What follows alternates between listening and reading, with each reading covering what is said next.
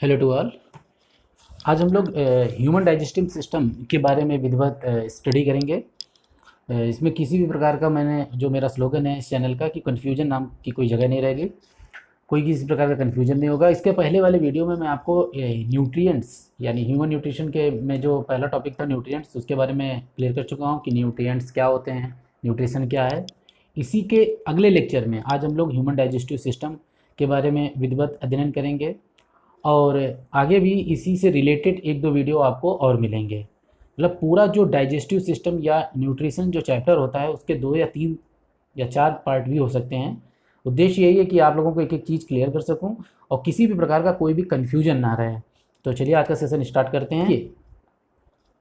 पहले आप लोगों को सबसे पहले ये जानना होगा कि जो ह्यूमन डाइजेस्टिव सिस्टम होता है वो है क्या, उसके कौन कौन से पार्ट हैं, किन चीज़ों के बारे में आपको स्टडी करनी है और कहाँ कहाँ से इंपॉर्टेंट क्वेश्चन बनते हैं। तो ये एक समरी चार्ट मैंने यहाँ पर दे दिया है पूरा। पहले इससे हम लोग देखेंगे कि क्या है ह्यूमन डाइजेस्टिव सिस्टम, मानव पाचन तंत्र। यहाँ पर मैंने दोनों टाइप के फिगर ले रखे हैं, हिंदी और इंग्लिश, तो मैं दोनों तरीके से आप लोगों को एक्सप्लेन करूँगा। जो आपको समझ में आए उसको आप देख लीजिएगा। तो सबसे पहले जब ह्यूमन डाइजेस्टिव सिस्टम की बात करते हैं तो what is the meaning of the digestive system. Digestive system क्या होता है? जितने भी मल्टी सेलुलर ऑर्गेनिज्म हैं, मैं यहाँ पर थोड़ा सा जनरल भी बताऊँगा, उनमें पाचन के लिए एक पूरा तंत्र बना होता है, एक सिस्टम बना होता है, जहाँ पर भोजन जो हम लोग फूड मटेरियल खाते हैं उसका चबाने के बाद में वो कैसे नीचे के ऑर्गेनल्स जो भी उसके बाद आते हैं, ओइजोफिगस, उसके बाद स्टोमक, वहाँ पर वो पचेगा, भोजन का मास्टिकेशन होता है, उसके छोटे छोटे पार्ट होते हैं और उसके बाद में एब्जॉर्प्शन होता है। लास्ट में जो अपशिष्ट पदार्थ होता है वो हमारे शरीर से एनएस के द्वारा बाहर निकाल दिया जाता है। पाचन की प्रक्रिया को मैंने यहाँ पर 2 भागों में डिवाइड कर दिया है। एक तो पूरा सिस्टम कि मतलब कि कौन कौन से पार्ट होते हैं जिनमें डाइजेशन होता है, और दूसरा फिजियोलॉजी, वो मैं आगे वाले वीडियो में जो नेक्स्ट वीडियो में बनाऊंगा वहाँ पर रखूँगा। उसमें सारे बायोकेमिकल प्रॉपर्टीज़ होंगी, सारी एंजाइमेटिक रिएक्शन होंगी कि कौन कौन से तत्व कहाँ में मिलते हैं, मतलब जो डाइजेशन से हम लोगों को हमारी बॉडी के लिए न्यूट्रिएंट्स मतलब फैट, कार्बोहाइड्रेट, प्रोटीन मिलते हैं, उनका डाइजेशन कहाँ कहाँ पर हो रहा है, कौन कौन से इसमें एंजाइम इन्वॉल्व हैं। तो इस सेशन में हम लोग सिर्फ स्टडी करेंगे कि कौन कौन से पार्ट हैं ह्यूमन के और जो इस डाइजेस्टिव सिस्टम में इन्वॉल्व रहते हैं।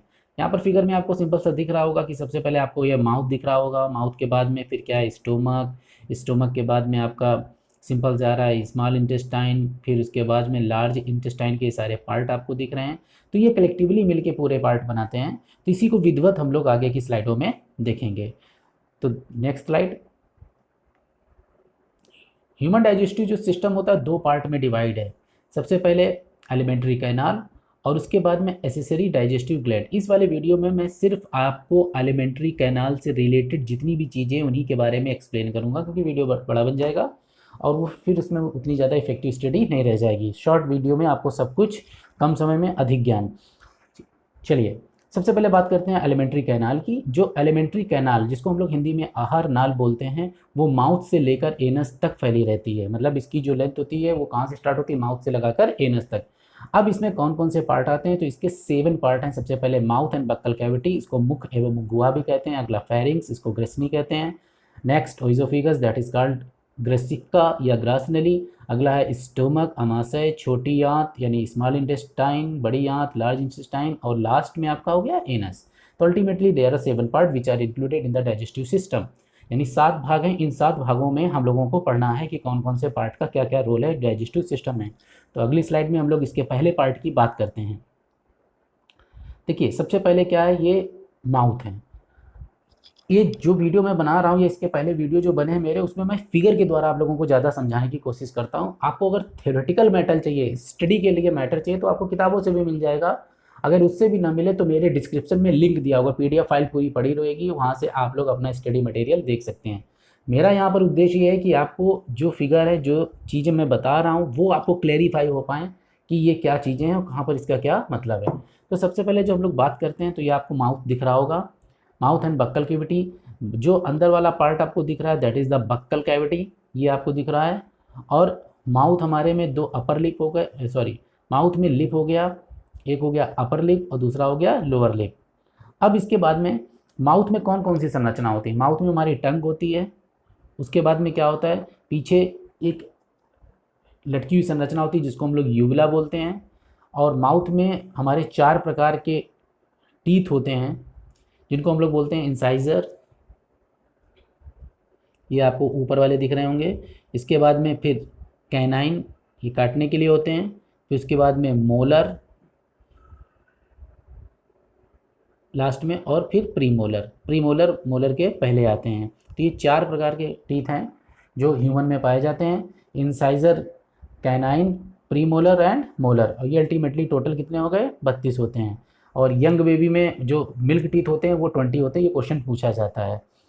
इसके अलावा जो टंग में होते हैं वो आपके टेस्ट बड्स पाए जाते हैं, टेस्ट रिसेप्टर पाए जाते हैं, इनके द्वारा हमें विभिन्न प्रकार के स्वाद का पता चलता है। तो ये अल्टीमेटली आपका माउथ है। मुझे लगता है कि आप लोगों को इसमें क्लियर हो गया होगा। माउथ में क्या होते हैं, टीथ हो गए, टंग हो गई, यूवुला हो गया, और जो इनर कैविटी है that is called buccal cavity.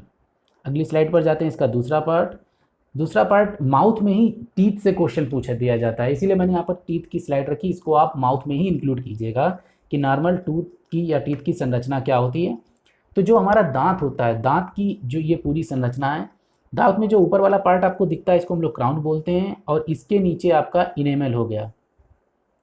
Enamel सबसे ज़्यादा हार्डेस्ट पार्ट होता है ह्यूमन बॉडी का, ये क्वेश्चन कई बार पूछा गया है। इसके बाद डेंटाइन, और इतना जो पार्ट आपको दिख रहा है ये हमारा नीचे होता है, मतलब ये दिखता नहीं है, और इसी में आपकी रूट होती है, नर्व ब्लड सप्लाई होती है।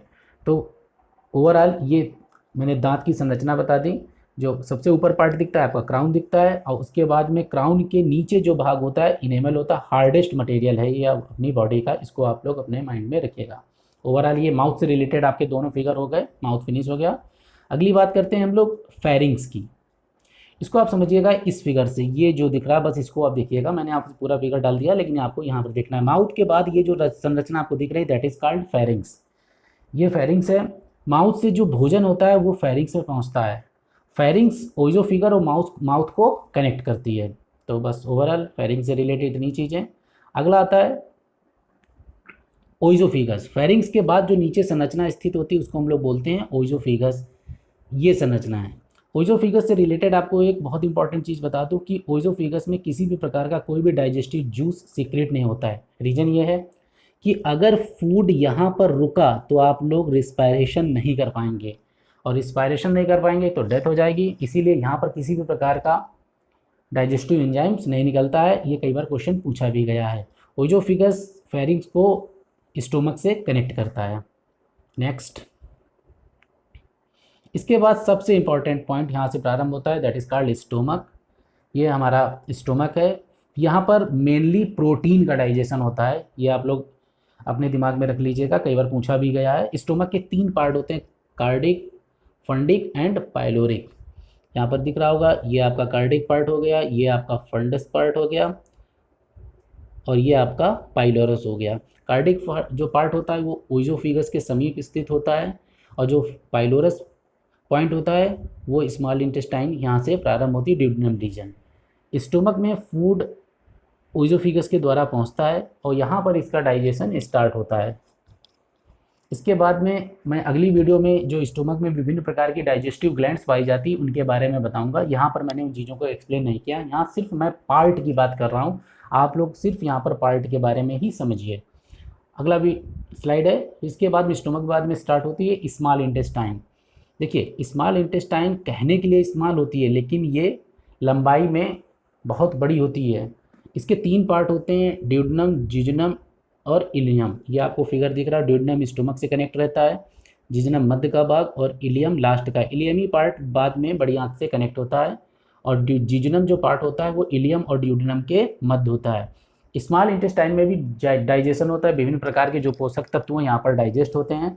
क्योंकि मैं यहाँ सिर्फ पार्ट की बात कर रहा हूँ, इसकी फिजियोलॉजी की बात नहीं कर रहा हूँ, तो सिर्फ आप पार्ट समझिए कि यहाँ पर कौन सा पार्ट क्या है। जब इसके डाइजेशन की बात करेंगे कि कौन कौन से तत्वों के डाइजेशन हो रहा है, तो उसमें यहाँ पर मैं चीज़ें बताऊंगा कि कहाँ पर स्मॉल इंटेस्टाइन के किस पोर्शन में कौन कौन से एंजाइम्स निकल रहे हैं, उनके द्वारा कौन कौन से पोषक तत्व हमारी बॉडी को मिल रहे हैं। इसके बाद आती है आपकी बड़ी आंत, that is called large intestine. कहने के लिए बड़ी लेकिन संरचना में छोटी। इसके भी 3 भाग होते हैं, सीकम, कॉलन और रेक्टम। ये आपको सीकम दिख रहा है, इसके बाद में ये आपका कॉलन है, यहाँ से स्टार्ट होकर यहाँ तक चल रहा है, और लास्ट में ये जो पार्ट आपको दिख रहा है that is called rectum. Large intestine में फूड पहुँचता है, यहाँ पर फाइनली अवशोषण होता है भोजन का। ये आप लोग अपने माइंड में रखिएगा, बहुत ही इंपॉर्टेंट पॉइंट है यहाँ पर। और फूड मटेरियल यहाँ पर स्टोर होता है, और फाइनली जो इसके बाद में पार्ट स्थित होता है वो उसको बोलते हैं एनस, जो कि अगली स्लाइड में है, दैट इज़ एनस। मैंने वही वाला फिगर रखा है, आप लोग लास्ट में ये देखिएगा, ये एनस है। एनस एक स्फिंक्टर मसल के द्वारा बाहर ओपन होता है। एनस के द्वारा हमारी बॉडी के जो फकल मैटर या अपशिष्ट पदार्थ होते हैं वो शरीर से बाहर निकाल दिए जाते हैं। तो आशा है ये वीडियो आपको अच्छा लगा होगा। इस वीडियो में मैंने सिर्फ पार्ट की बात की है, मैंने किसी भी प्रकार की कोई भी फिजियोलॉजी, एक्टिविटी या डाइजेस्टिव एंजाइम्स के फंक्शन के बारे में अभी आपको नहीं बताया है। इस वीडियो में मैंने सिर्फ एलिमेंट्री कैनाल की बात की है। अगला जो मेरा वीडियो आएगा उसमें आपको डाइजेस्टिव ग्लैंड्स के बारे में पता चलेगा कि what is the role of the digestive gland in the digestive system. और इसके बाद में फिर आपका फिजियोलॉजी ऑफ या बायोकेमिस्ट्री ऑफ डाइजेशन के बारे में पता चलेगा कि कौन कौन से एंजाइम्स कहाँ कहाँ पर यूज़ होते हैं।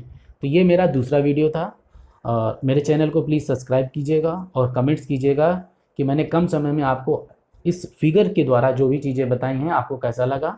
Thank you.